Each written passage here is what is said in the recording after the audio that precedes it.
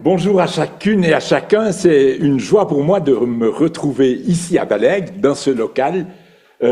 C'est vrai, Balègue, c'est pour nous, c'est le village de notre maman, c'est là où on venait pour passer nos vacances, c'est là où, dans ce local qu'on venait, puis c'était tellement serré que on aimait bien se mettre là, près de la fenêtre. Et puis, c'est vrai que Balègue, ça représente beaucoup. Mais c'est vrai que c'est heureux d'être à Balègue, mais je suis heureux de pouvoir être là pour partager quelque chose de plus heureux encore. Parce que c'est vrai que quand Naël m'a demandé de présenter peut-être Romains 6 d'abord, puis après il m'a dit Romains 7, eh bien, c'est vrai que c'est un message assez extraordinaire parce que les Romains, eh bien, on a pu dire que c'est le 5e évangile. Les Romains, c'est cet évangile, cette bonne nouvelle expliquée. Et après avoir présenté ce qu'est l'évangile, la présentation de l'évangile, je n'ai pas honte de l'évangile, il est la puissance de Dieu pour le salut de quiconque croit, eh bien, Paul nous présente le besoin de l'évangile, et puis la solution de l'évangile, la justification. On a pu dire de l'épître aux Romains qu'elle est l'épître de la justification. Mais si la solution est là, il faut la vivre. Et il y a l'expérience de l'évangile.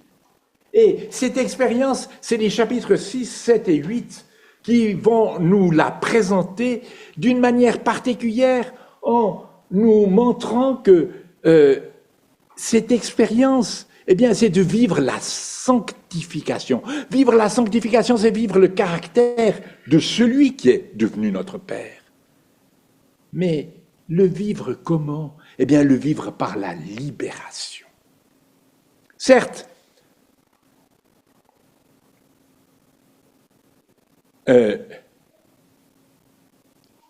le chapitre 6 va nous montrer que, ainsi, en Christ, nous sommes libérés du péché. Le chapitre 7 va nous montrer que, en Christ, nous sommes libérés de la loi.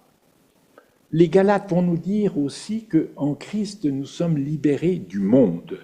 Et puis, cette vie de la liberté, eh bien, nous allons la vivre par le Saint-Esprit, et c'est le chapitre 8 qui va nous l'expliquer. Mais pour le moment, eh bien, nous allons revenir à la situation dans laquelle la justification nous a laissés.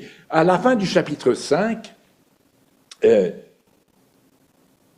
puisque nous sommes justifiés, et nous pouvons le lire, il nous est dit au chapitre 3, verset 24, « Étant justifiés gratuitement par sa grâce, par la rédemption qui est dans le Christ Jésus. » Et puis, au chapitre 5 et au verset 1, « Justifiés sur le principe de la foi, nous avons la paix avec Dieu par notre Seigneur Jésus-Christ. » Eh bien, parce que nous sommes justifiés, eh bien, maintenant, nous faisons partie d'une nouvelle humanité. Il y a deux humanités, il n'y en a pas trois. Il y a ceux qui sont sans Christ et il y a ceux qui sont en Christ. Et pour que nous puissions passer d'une humanité à l'autre, eh bien, qu'est-ce qu'il a fallu? Il a fallu la grâce. Et là où le péché avait abondé, la grâce a surabondé. Alors, c'est bien, on est dans cette humanité dont Christ est la tête. Et plutôt que Adam, qui était le premier homme, nous sommes dans le nouvel homme. Mais puisque c'est par la grâce que nous avons pu passer de l'un à l'autre, eh bien, Paul nous interpelle, nous étonne. Il dit, mais péchons afin que la grâce abonde. Chapitre 6, verset 1.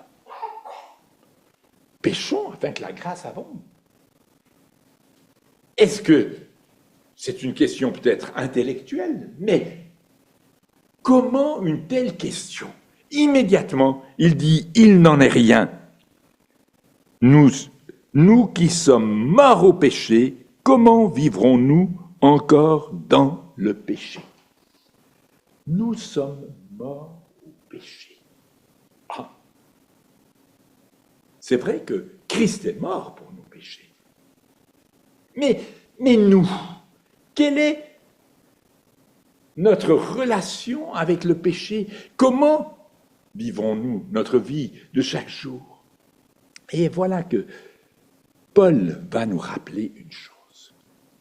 Il nous dit, et on ne va pas pouvoir lire tous les versets, mais il va nous dire que nous qui avons été baptisés en Jésus-Christ, c'est en sa mort que nous avons été baptisés.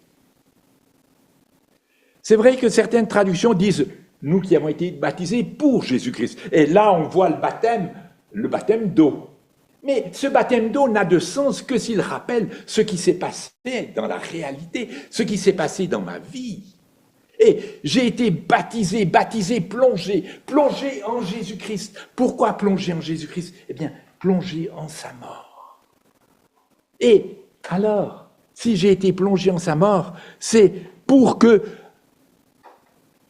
comme Christ est ressuscité des morts, eh bien, moi, je puisse vivre une vie de résurrection.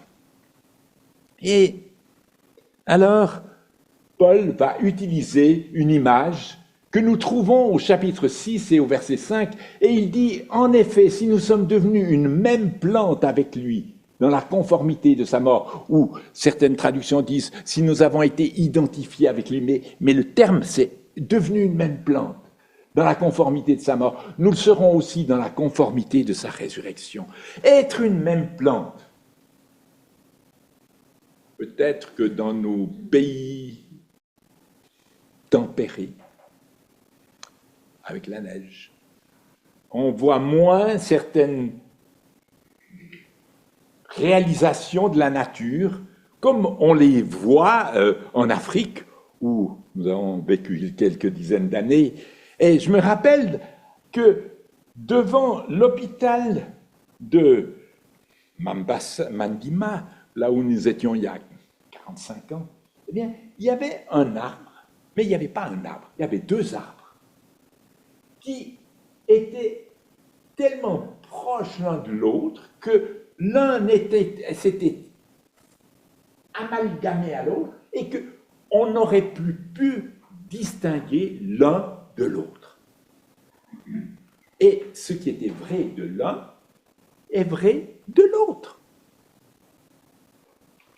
Eh bien, de la même manière, ce qui s'est passé pour Christ est vrai de Christ, mais est vrai de moi. Je suis mort avec lui, je suis ressuscité avec lui.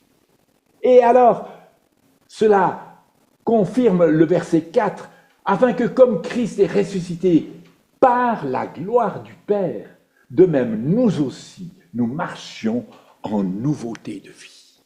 Ah, un programme. Est-ce que c'est le programme que je vis en nouveauté de vie? Dans les Galates, Paul nous dit, j'ai été crucifié avec Christ. Et si je vis, ce n'est plus moi qui vis, c'est Christ qui vit en moi. Alors, il y a ce qu'on pourrait dire un grand échange, c'est je suis mort pour vivre. Et comment comprendre cela? Alors, pour vivre ce que je suis, l'apôtre va maintenant nous proposer 3 étapes. Et ces 3 étapes, on va les mettre sous 3 verbes. Savoir, croire, choisir. Qu'est-ce que je dois savoir? Le verset 6 nous dit « Sachant que notre vieil homme a été crucifié avec lui. » et afin que le corps de péché soit délié pour que nous ne servions plus le péché. Sachant que notre vieil homme, je dois savoir, mais qu'est-ce que je dois savoir? Eh bien, je dois savoir que mon vieil homme, mais comment mon vieil homme? Qu'est-ce que c'est que mon vieil homme? Un vieillard? Non. Oh, c'est vrai que ma cousine et moi, on aura 80 ans dans quelques jours et mois. Hein? Mais non, le vieil homme, c'est pas ça. Le vieil homme, c'est quoi? Eh bien, le vieil homme, c'est celui que j'étais en Adam. Et c'est vrai que il nous est parlé du vieil homme comme étant notre première manière de vivre. Et excusez, il ne faut pas que je me trompe. C'est dans Éphésiens au chapitre 4 et au verset 22, il nous est dit, c'est-à-dire en ce qui concerne votre première manière de vivre, d'avoir dépouillé le vieil homme. Le vieil homme, ma première manière de vivre. Cette manière de vivre qui était la mienne parce que j'étais en Adam. Et parce que en Adam, eh bien, nous sommes descendants de celui qui a péché et étant pécheur, il nous a transmis cela. Et c'est vrai que le vieil homme, il ne peut pas ne pas pécher. Il est contraint par le péché. Et voilà qu'il nous est dit que ce vieil homme a été crucifié avec lui. Qu'est-ce que ça veut dire? Il a été crucifié avec lui. Avec qui? Avec Christ. On a évoqué la croix. La croix, c'est un événement qui a eu lieu il y a 2000 ans. Eh bien, voilà que Paul affirme que notre vieil homme a été crucifié avec Christ, donc qu'il a été crucifié il y a 2000 ans. Vous direz, mais enfin, même les plus vieux d'entre nous, il y a 2000 ans, ils n'étaient pas encore là. Eh bien, ma question, est-ce que Christ est mort pour vos péchés? Sinon, on ne serait pas là. Mais quand est-ce qu'il est mort pour vos péchés? Il y a 2000 ans. Quand il est mort pour vos péchés il y a 2000 ans, combien de péchés aviez-vous déjà commis? 0. Et pourtant, il est mort pour vos péchés. Parce que Dieu a vu tous vos péchés, tous mes péchés, sur la croix, quand Christ est mort pour moi. Eh bien, de la même manière que quand il est mort sur la croix, eh bien, Dieu a vu tous mes péchés condamnés sur la croix, la condamnation de tous mes péchés. Eh bien, de la même manière, il a vu, excusez-moi, le vieux Pierre-Étienne sur la croix. Et ce vieux Pierre-Étienne est mort sur la croix il y a 2000 ans. Dieu l'a vu là. Et parce qu'il a été crucifié avec Christ, eh bien, maintenant, j'en suis libéré. Ce vieil homme qui était ma première manière de vivre, obligé par ce que j'étais en Adam, eh bien, ce vieil homme est libéré. Et il nous est dit, dans nos versets, sachant que notre vieil homme a été crucifié avec Christ, afin que le corps de péché soit délié, afin que le corps de péché soit délié. Mais qu'est-ce que ce corps de péché? Ce corps de péché, c'est quoi? Eh bien, ce corps de péché, excusez-moi, c'est mon corps. Parce que dans mon corps, je peux pécher. Et ce corps dans lequel je peux pécher, il nous est dit un peu plus loin que c'est un corps de mort. Il nous est dit un peu plus loin que ce corps va ressusciter. Mais c'est le corps dans lequel je me meus, c'est l'enveloppe, c'est mon interface entre ce que je suis et mon extérieur. Eh bien, voilà que ce corps dans lequel je peux pécher a été délié du vieil homme que j'étais. Tu peux venir.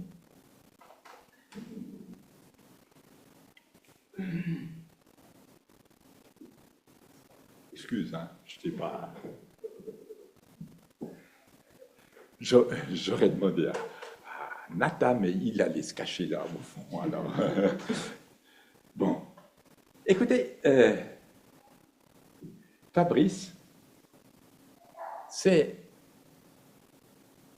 le corps de péché. Excusez-moi. Il a un corps dans lequel il peut pécher. Je crains que ce soit comme ça. Et puis moi, je suis le vieil homme.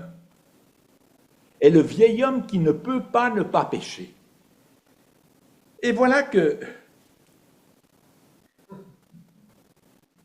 ce corps de péché est lié au vieil homme qui ne peut pas pécher. Et qui ne peut pas ne pas pécher. Donc, quand le vieil homme va à gauche, il va à gauche. Quand il va à droite, il va à droite. Quand il va en arrière, il l'entraîne là où il veut. Mais voilà qu'il nous est dit que le vieil homme a été crucifié.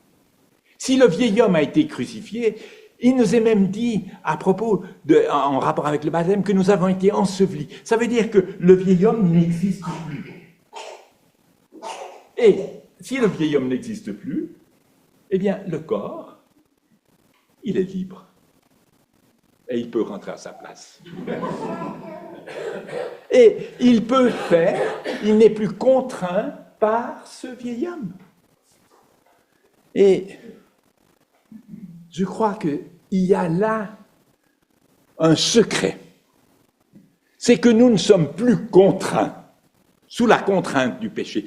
Mais nous sommes dans la liberté.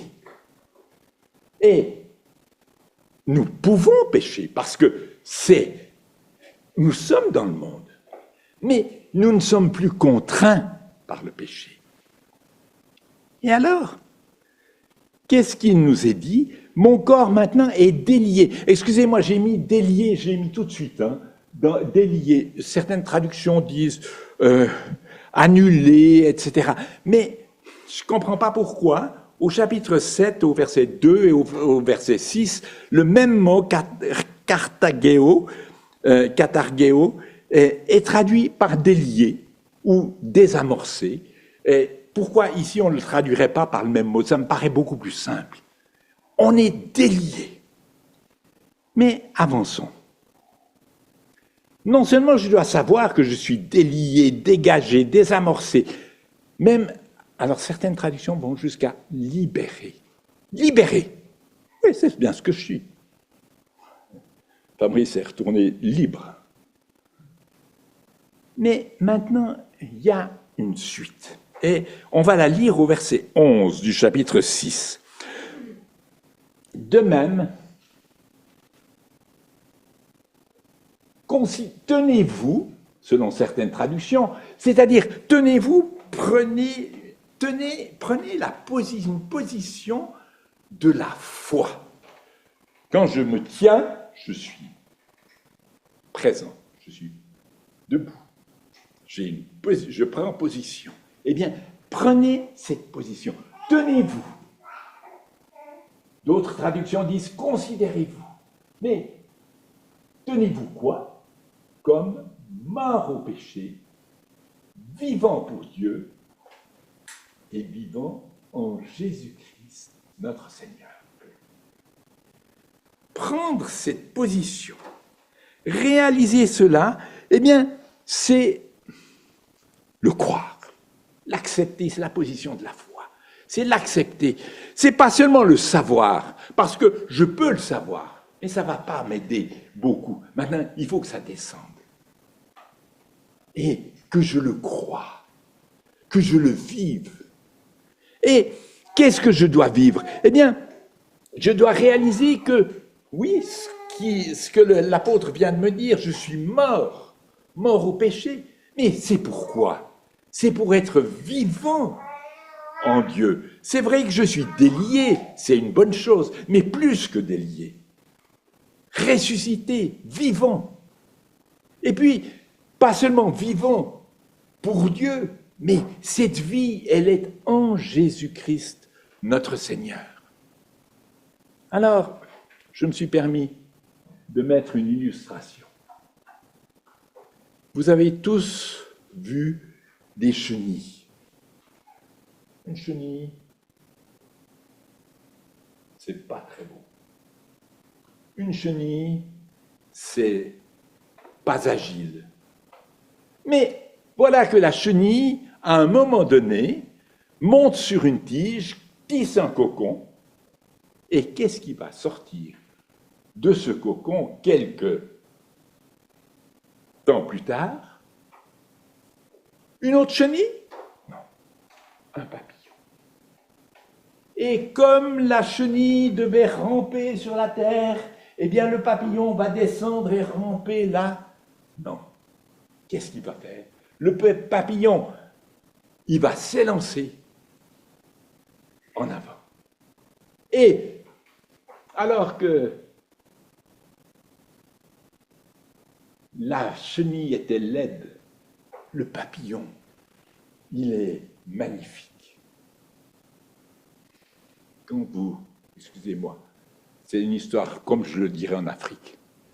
Quand vous voyez le papillon, vous lui dites « Eh, vieille chenille !»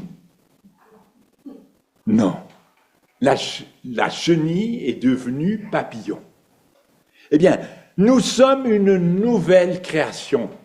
Les choses anciennes sont passées, voici toutes choses sont faites nouvelles. Et pourquoi? Parce que nous sommes une nouvelle création et nous pouvons dire, pour moi, vivre, c'est Christ. Alors, vivons ce que nous sommes. Vivons comme des papillons. Croyons que nous le sommes. Pour le vivre, je dois le savoir d'abord, mais je dois l'accepter et l'accepter par la foi. Croire. L'apôtre va plus loin. Il dit, au verset 13, « Ne livrez pas vos membres au péché comme instruments d'iniquité, mais livrez-vous vous-même à Dieu comme d'entre les morts étant fait vivant. » C'est vrai qu'au verset 12, il dit, mais ne vous laissez pas, n'obéissez pas aux convoitises de celui-ci, que le péché ne règne pas sur vous. C'est vrai que je sais que mon vieil homme a été crucifié, que mon corps de péché est délié. Je crois que je suis maintenant mort au péché, vivant à Dieu en Jésus-Christ. Mais, ça, c'est vrai, mais ça demande une décision. Et cette décision, c'est une décision sans cesse renouvelée. Chaque jour, je pourrais dire chaque instant, je dois décider de vivre Christ. Parce que je peux bien, je suis dans le monde, et je vis dans cet entourage, et je peux me laisser prendre par ce qui m'entoure, et mes membres qui sont dans le monde, mes yeux, mes oreilles, ont une influence sur mes pensées. On dit, attention, je ne suis pas responsable du premier regard, mais du deuxième. Et je peux me laisser prendre Et c'est comme si je me livrais, en quelque sorte, à ce qui est l'objet de la convoitise ou du mal. Mais, au lieu de me laisser prendre, eh bien, je peux me livrer à Dieu. Et se livrer à Dieu, eh bien, c'est, dans les Colossiens, il nous est parlé de nécroser vos membres qui sont dans le monde. Nécroser vos membres, eh bien, c'est, quand on nécrose quelque chose, c'est qu'on ne lui offre plus la nourriture. Et si je refuse la nourriture, si je refuse, excusez-moi, de zapper sur l'écran ou sur le plus petit, eh bien, j'évite certains problèmes. Si je nécrose, je refuse de nourrir. Et je refuse de nourrir ce qui fait de moi, ce qui peut m'entraîner. Il est même dit dans 2 Corinthiens 10 qu'il faut détruire les forteresses. Et ces forteresses, c'est par rapport à nos pensées. Et il y a des pensées qui vont peut-être s'ancrer en moi. Le manque de pardon. C'en est une. Et détruire ces forteresses, refuser de me laisser emprisonner, en quelque sorte, par ces forteresses. Mais au contraire, alors, m'armer et prendre les armes de Dieu. Alors, à qui voulons-nous nous livrer? Je sais que je suis délié. Je crois que je peux le vivre, non pas par mes propres forces, parce que moi, eh bien, oui, moi, je peux me laisser entraîner. Mais parce que Christ vit en moi, eh bien, est-ce que je choisis de vivre Christ?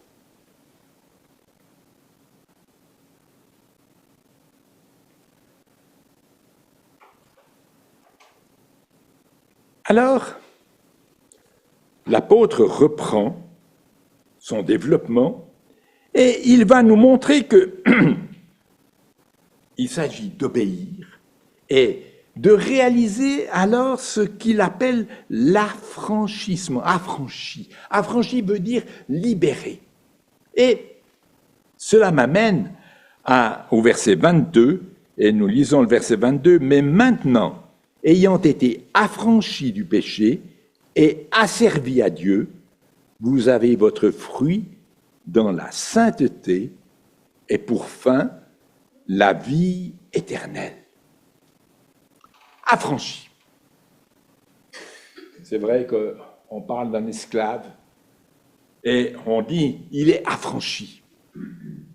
Mais quand il est affranchi, eh bien, quel est le résultat? Je raconte souvent cette petite histoire de cet esclave qui était sur le marché. Des esclaves, une honte pour nous, occidentaux. Mais il était là, sur ce marché, et puis arrive un acheteur. Il est lié, et il voit que l'acheteur s'intéresse à lui, jeune homme, beau, grand, fort, intelligent. Et puis, l'acheteur demande le prix, un prix élevé. Il paye cash. L'esclave est délié. Il se rend vers son nouvel acheteur et il est plein de questions. Qu'est-ce qui va lui arriver? Pourquoi est-ce qu'il a payé si cher? Et puis, le maître, le nouveau maître, est là. Et il lui dit, jeune homme, tu as vu le prix que j'ai payé? Oui, massa. Jeune homme, tu es libre. Maître, mais je veux te servir. Mais cette fois, c'est plus un service obligé, c'est un service volontaire. Eh bien, de la même manière que nous avons été libérés par le prix, quel prix? Le prix du sang de la croix. Le prix du sang de la croix, c'est l'œuvre de la croix. C'est la vie de Christ. Eh bien, si Christ a donné sa vie pour toi, pour moi, eh bien, ma vie, elle est à lui. Ta vie, elle est à lui. Est-ce que nous sommes prêts à le vivre? Et puis, il est dit non seulement que, étant affranchis du péché, nous sommes devenus mais des esclaves volontaires, nous avons choisi d'être ces esclaves de Dieu. Et alors, notre fruit, c'est la sainteté. Et c'est vrai que nous sommes des saints. Hébreux 10, nous dit, nous avons été sanctifiés par l'offrande du corps de Christ faite une fois pour toutes. Nous sommes devenus des saints. Mais si nous sommes devenus des saints, c'est une position. Encore faut-il la vivre.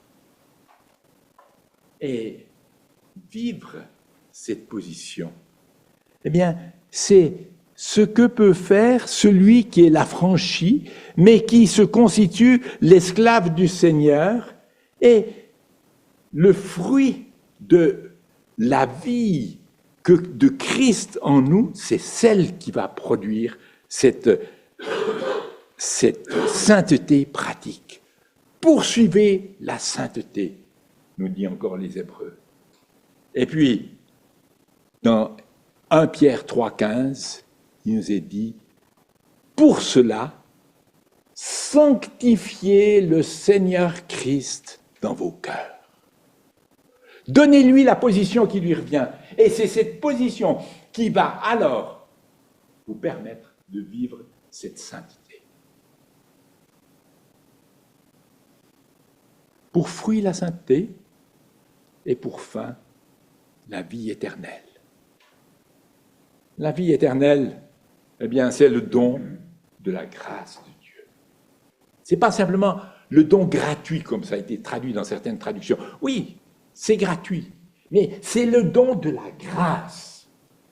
Dans l'original, c'est le don de la grâce. C'est toute la grâce de Dieu qui est là. C'est vrai que c'est gratuit, la grâce, mais la grâce, elle a un prix. Excusez-moi.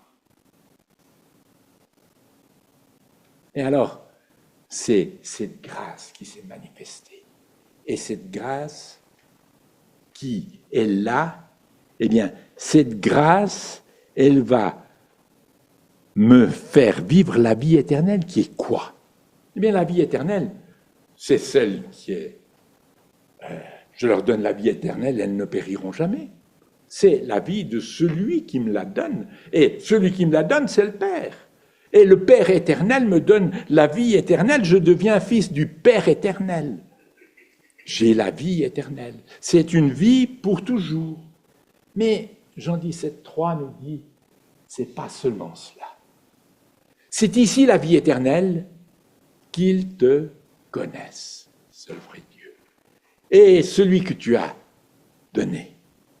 Et la vie éternelle, c'est pas simplement une qualité de vie pour toujours, mais la vie éternelle, c'est une vie de relation.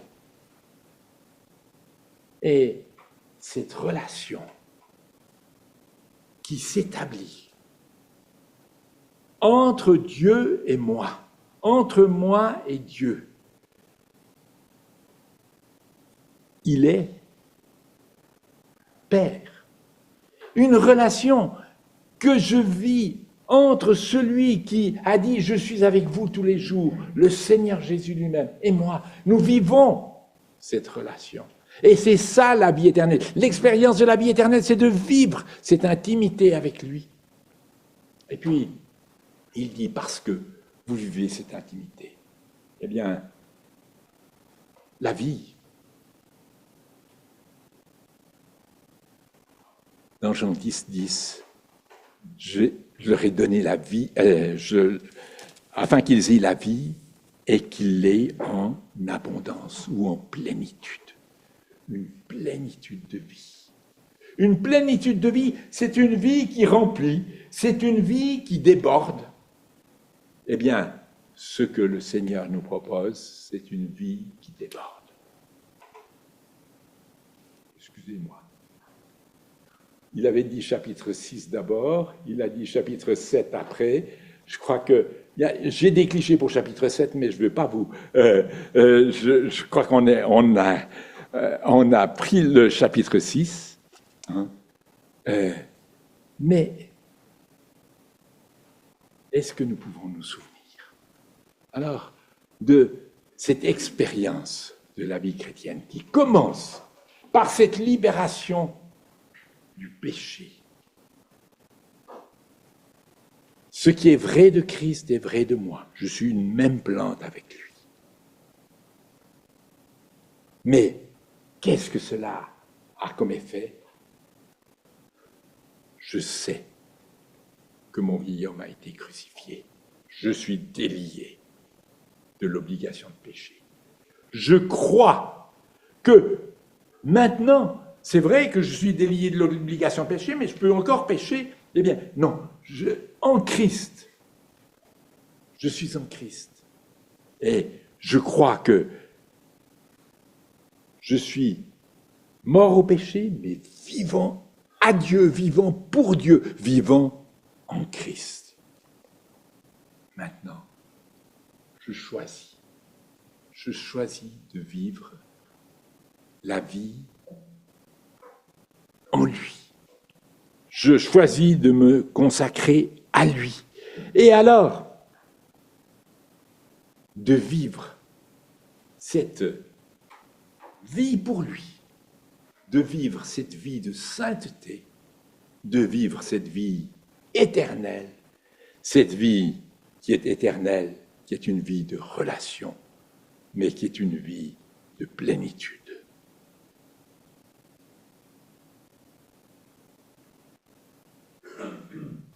Vivre l'expérience chrétienne, eh bien, c'est une découverte, c'est un choix, c'est une décision, mais c'est une personne, c'est vivre Christ. On va prier.